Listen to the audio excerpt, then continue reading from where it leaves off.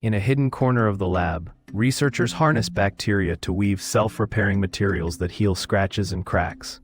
They cultivate microscopic builders that secrete polymers when stressed, forming seamless repairs without human intervention. The approach could revolutionize cars, bridges, and electronics by extending lifespans and reducing waste.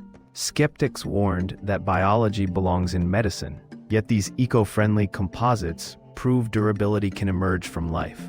As tests accelerate, the team imagines a future where everyday objects repair themselves overnight, quietly reshaping resilience.